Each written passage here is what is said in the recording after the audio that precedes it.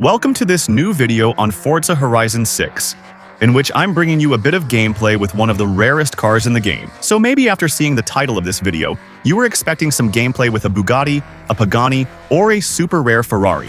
But no, in Forza Horizon 6, one of the rarest cars in the game is this, the Mazda Cosmo, a car that's not particularly fast. Indeed, this car, which was already present in Horizon 4, Horizon 5, or in the latest Forza Motorsport, used to be a pretty common car that you could unlock just by buying it at the dealership.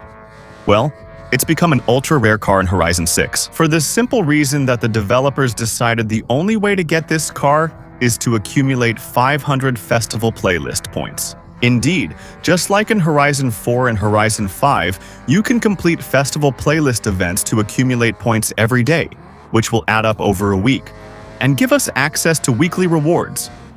You can still accumulate points over 4 weeks to get access to monthly rewards, the famous season rewards. And now, the new thing is that you can accumulate points from one season to another to unlock what they call historic rewards, like this car, the Mazda Cosmo. Indeed, you will be able to unlock this car the day you reach 500 festival playlist points, which means that if you really worked hard on the events in Season 1, and you really worked hard on the events in Season 2, and those in Season 3, well, normally, you're not far from 500 points and you can unlock this car. So the thing is, clearly, getting 500 points in the first 3 seasons is still pretty complicated. Because that means that, well, clearly, you've done all or almost all of the festival playlist events offered by the game, including the multiplayer events. So already, if you don't have the subscription to do things like multiplayer or Horizon Live events, well, you can't get enough points to unlock it for now. And if you skipped a week of events, for example, because you didn't play the game, or because you were sick, or you had a lot of work and didn't have time to play the game,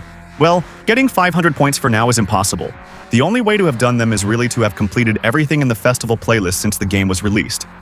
So, these 500 points, I got them on my end. And today, in this video, I'm going to test this Mazda Cosmo to see if, if it could be an interesting car to unlock, if basically it's worth it for you, on your end, in the upcoming seasons, let's say, to grind the next festival playlists, to unlock it quickly. Or if, honestly, it's a piece of junk and, well, honestly, you might as well take 3 years to unlock it, it doesn't really matter. Anyway, in any case, I think this reward, as a historic car, is disappointing. So, we'll see. Maybe performance-wise, it could make a good car, maybe with upgrades and tuning as well. But in the meantime, I think it would make more sense that the more we play the game and the more we grind it, the more time we spend on it. Let's say, farming the events. The more the rewards should be exciting. And I honestly think we would have preferred to unlock a bunch of other cars rather than unlocking a Mazda Cosmo, which isn't new. Since, as you know, we already had it in Horizon 4 and Horizon 5. I would have found it way cooler if it gave access to a hypercar, a supercar, or an exclusive Japanese car, rather than something that's totally underwhelming because, honestly, the car is totally underwhelming. You know, it's a Category D car. Basically, it's not a very powerful car, even if they gave us the most powerful version of the Cosmo. Here, we've got 120 horsepower on a twin-rotor engine.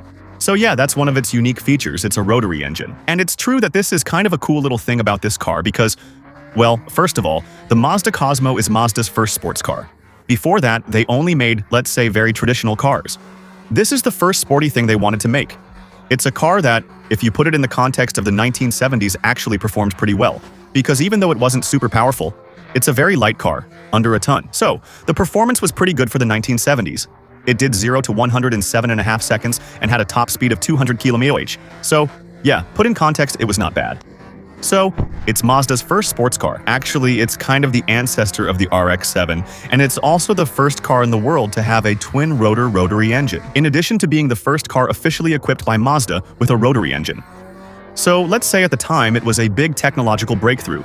It was kind of a revolution in the automotive world.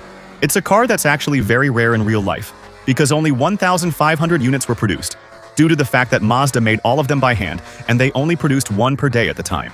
So, it's definitely a rarity. It's a piece of Japanese automotive history, you could say. But still, let's be honest. In terms of performance, it's not amazing. In terms of hype, it's not amazing either, because it's a very niche model. Very clearly, I think there are a lot of people who play Forza Horizon who aren't generally hyped about cars. They're not necessarily interested in it. And for them, well, this car is really, it's a total oddball, you know? It's not well known. It's not like a Ferrari, a BMW, or, I don't know, a Bugatti, for example, which are brands that really have hype. And then, in terms of driving, Even if in acceleration it still works pretty well.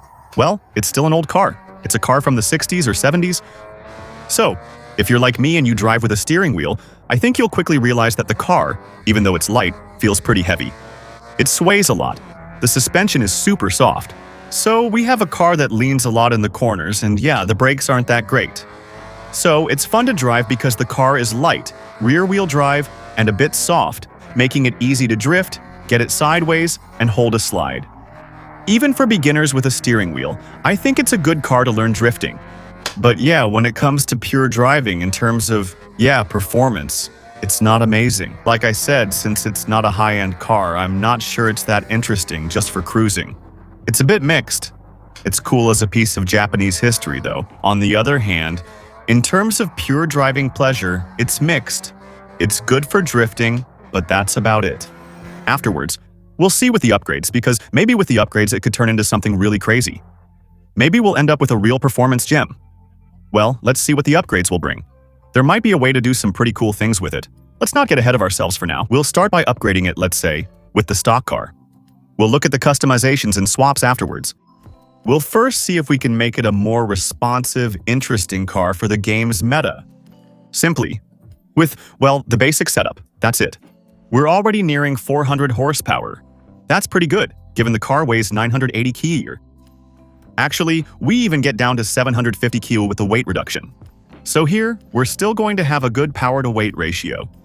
Several small things could be improved. What's pretty cool is that the car's stats aren't too far apart from each other. The values are close, so we might have a balanced car after all.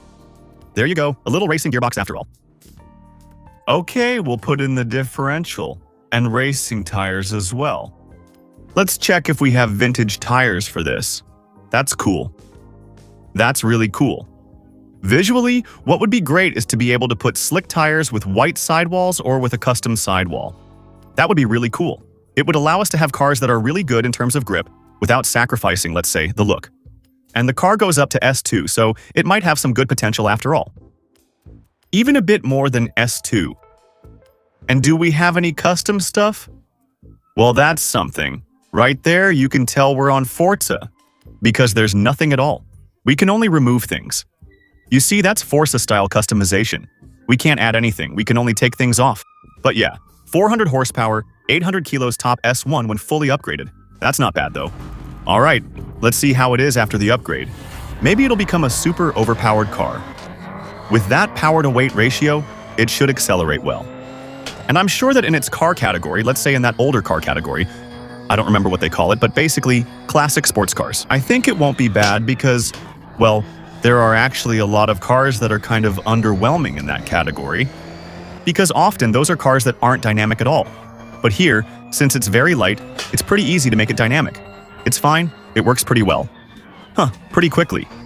Whoa, 200 km/h. It's weird to drive though. Oh, okay. Well, it's a bit unusual to drive because we have huge tires. Actually, the car is very narrow. We have huge slick tires, so we have a car that sticks to the road really well, kind of like a go-kart. But if it loses grip, in my opinion, it's pretty hard to recover. I mean, it's extremely brutal. Well, actually, it's okay, you know. It's okay. Once again, I think the car can be cool to drive. But I think if I ask for your opinion in the comments, I think this car, as for the content, let's say it's a bit endgame, since it's mostly people who will stick with the game for a long time who will unlock it. With the festival section system, I think endgame content should really only be, let's say, top quality content. It would be better if this car, for example, was only available through a draw, a super draw, or as a story reward, for example. We could have a story that tells us, I don't know, about different Japanese brands and their history. I could understand that, and honestly, that would be really cool. Actually, it's true. The question is, do we really want to have that as a so-called historical reward when we've been grinding the game for months? I don't know. It's up to you to tell me. Anyway, I think this historical reward system is kind of a test. I think it's possible that later, with other updates, there will be new historical rewards that appear. This is just the first one. Maybe we'll get 4 per year. You know, something like that. A game arc lasts 3 months, and every 3 months we get a new historical reward that pops up. That sounds pretty good to me. Anyway, it's cool to drive, pretty dynamic. It works pretty well. Even though you saw it too, it's a car that's a bit limited in high-speed performance. Well, now, we still have some upgrades to test since we'll be able to give it all-wheel drive and swap it. And what can we swap it with? Damn, there are a lot of options though. We can swap in the motorcycle engine, which should produce about 500 or 600 horsepower. A motorcycle engine with about the same output. The motorcycle engine that puts out 700 horsepower. Yet another motorcycle engine. A 1.3-liter rotary, which must be the RX-7 engine. A 1.3-liter twin-turbo rotary. Now that, I'm not really sure what it is though. Well, maybe it's the one from the RX-8.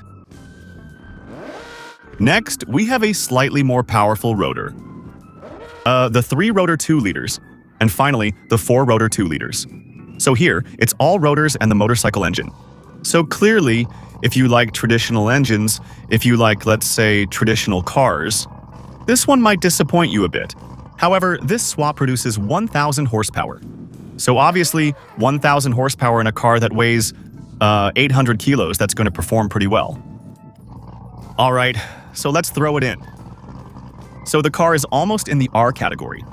If we add 4-wheel drive, it moves to the R category. Well, that's a bit weird. Like honestly, you can go into multiplayer and do rivals in R-Class with a Mazda Cosmo. But then, is it really a good idea? I don't know, but the car should still perform well anyway. Well, let's see what happens with 1,000 horsepower, 4-wheel drive, and in the R category. Well, knowing that, let's go. We're starting in a street race. In a street race, the game matches us with cars of the same performance class and type. And honestly, wow. It's true that the advantage is that in this category, like I said earlier, there are a lot of retro cars that aren't really suited for, let's say, high-performance races. They're not suited for high-performance categories at all. So here we've got a chance, but damn, it really rips. Well, at the same time, it's very light, it's very powerful, so it can only work well. And it rips. You know, it's okay. It's doable. It's not actually undrivable. I was expecting it to be kind of a pushover. But no, it's fine, it's fine, it's fine. It still handles well. It accelerates really well and it's still pretty maneuverable. Well, it's maneuverable as long as you don't have those damn idiots pushing you into the walls. But that's another story. It's not bad. Honestly, the car is cool. It's cool. Really, I can't say otherwise. So it's true that, as strange as it may seem, the fact that this car is rare maybe gives it a bit of visibility. Previously, as I mentioned, this car was in Horizon 4 and Horizon 5. And it's really the kind of car, it could have been a car in an episode of The Forgotten Ones. You see what I mean? Cars that nobody pays attention to because, honestly, nobody cares. Well, nobody cares. The general public doesn't care. Now, the fact that they're making it a historic reward might get more people interested in it and finally discover a car that's actually cool to drive, which was already the case in Horizon 5 and Horizon 4. So on one hand, it's cool. On the other hand, personally, I'm still doubtful about the choice of this car as a historic reward. Also, historical in their sense doesn't mean historical in terms of the brand, but historical in terms of the history of Forza Horizon 6, just to be clear. So, let me know what you think in the comments about adding this car to the game. Have you tested it? If so, what do you think? Have you even unlocked it yet? Do you think it's a good pick for a rare car? Wouldn't it have been better to have hypercars? I don't know, some really rare Paganis or something else? Share your thoughts in the comments and don't forget to like and subscribe for future videos. To use my streaming link below to buy your games for less, give a thumbs up to my channel, and follow me on Twitch where I regularly do live streams at least twice a week with you in multiplayer. Don't hesitate to follow and use your Prime. It makes me happy. See you tomorrow for the next video. Bye.